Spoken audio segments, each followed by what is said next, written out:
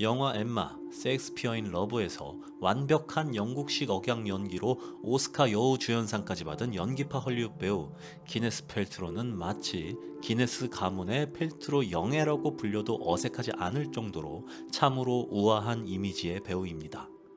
그런데 기네스 펠트로만큼 입을 열 때마다 한마디로 깬다는 평을 듣는다면 믿으시겠습니까? 그녀는 무엇에 꽂혔는지 2008년 라이프스타일 브랜드 구프를 런칭해 다양한 건강용품을 개발하고 판매하고 있는데요. 그 수준이 거의 어르신 모아놓고 옥장판 파는 정도로 황당한 유사의학 같은 이야기를 쏟아놓습니다. 말 한마디 한마디가 조롱거리, 밈으로 전락하고 있는 기네스 펠트로의 기묘한 이야기를 전합니다. 먼저 기묘한 옥돌 사건입니다. 옥돌과 기네스 펠트로 무슨 조합일까요? 1980년대 우리나라 신문 광고에서 볼만한 요상한 모양과 용도의 용품을 헐리우드 스타 기네스 펠트로가 당당히 출시합니다. 바로 제이드 에그, 번역하자면 오갈인데요. 그녀는 이 달걀 모양의 옥돌을 여성의 그곳에 삽입하고 케겔 운동을 하면 옥의 에너지로 성 건강이 개선되고 여성 호르몬의 균형이 잡힌다고 주장하며 $66에 출시합니다. 제품이 나오자 미국 산부인과 의사들은 경악하고 마는데요. 의사들은 이것이 얼마나 위험한 행동인지 경고하며 들고 일어서기 시작했습니다.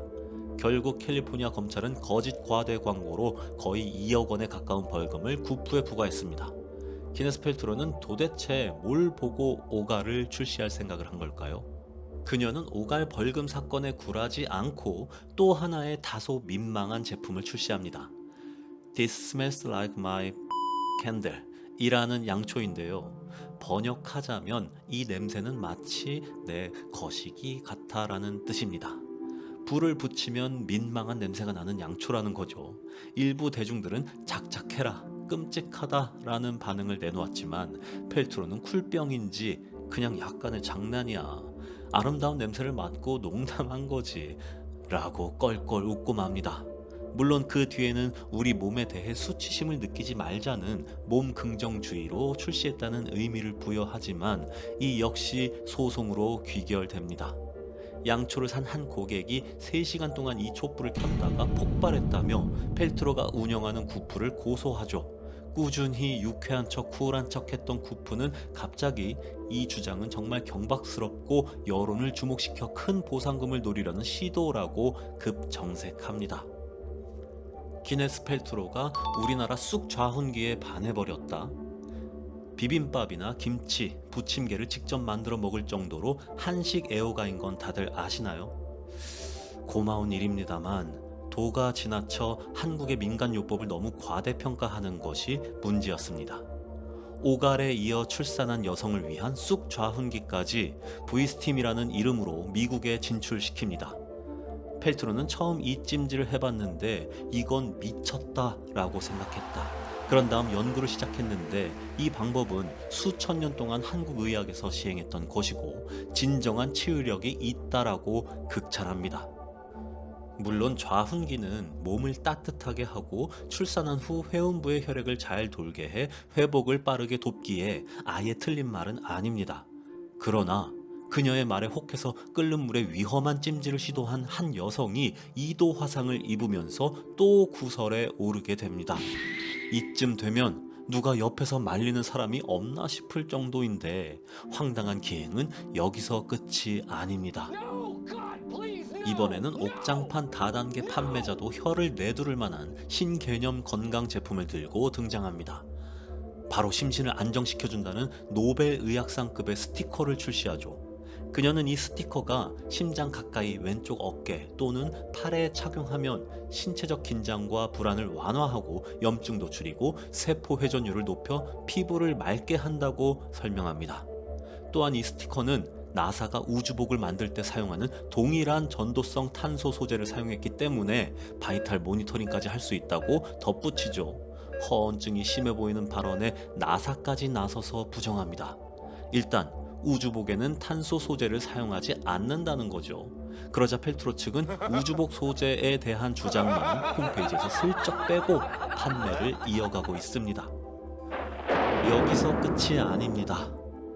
펠트로는 또 한 가지 이상한 대체 의학에 꽂히고 마는데요. 바로 봉침입니다. 봉침은 70년대 병원이 없던 시골 할아버지들이 맞는 거 아니었나요? 키네스 펠트로는 도대체 봉침을 어디서 보고 온 건가요? 그녀는 2016년 뉴욕 타임즈와의 인터뷰에서 이 봉침이 피부 미용에 좋다며 그것은 아피테라피라고 불리는 수천 년 된 치료법이다. 사람들의 염증과 흉터를 없애기 위해 사용되어 왔다. 아주 고통스럽지만 놀라운 요법이라고 소개합니다. 그녀는 실제로 오래된 부상의 봉침 요법을 받았고 흉터가 사라졌다라며 여러 언론에 칼럼을 쓰며 꿀벌의 중요성을 역설합니다. 앞서 오갈이나 좌훈기 정도는 그냥 웃고 넘어갈 수 있는 문제였지만 봉침은 누군가에겐 매우 위험한 시술이 될 수 있습니다. 바로 알레르기 반응 때문인데요. 실제로 2018년에 한 여성이 봉침 시술을 받다 심한 알레르기 증상으로 뇌졸중을 앓게 되었기 때문입니다. 또 다른 여성은 2년간 봉침 시술을 받은 후 사망하는 사건도 있었습니다. 의료 전문가들은 펠트로를 겨냥하며 유명인이 쓴 글을 읽고 검증되지 않은 치료법을 얼굴에 시험해보고 싶다면 심각한 생명의 위협을 일으킬 수 있다는 사실도 숙지해야 한다며 봉침만큼 따가운 일침을 날립니다. 그녀는 잊혀질만 하면 한 번씩 의사들을 경악하게 만들었는데요. 올해도 그냥 넘어가지 않았습니다. 지난 3월 펠트로는 아침에는 커피, 점심에는 사골, 저녁에는 채소와 단백질만 먹고 산다라며 뜬금없이 사골 애찬론을 펼쳤기 때문입니다. 이 씹을 거리 없는 국물로만 아침 점심으로 구성한 식단을 자기 딴에는 웰빙 식단이라고 공개해 영양 전문가들을 아연실색하게 만듭니다. 한 영양 전문가는 펠트로의 식단은 웰빙이 아니라 섭식 장애 식단이라고 비난하며 대중이 따라하면 안 된다고 당부의 당부를 거듭했습니다. 대중이나 전문가의 조롱이나 비난, 고소에도 타격감 제로를 자랑하는 기네스 펠트로. 그녀는 지금도 여전히 기행을 이어가고 있습니다.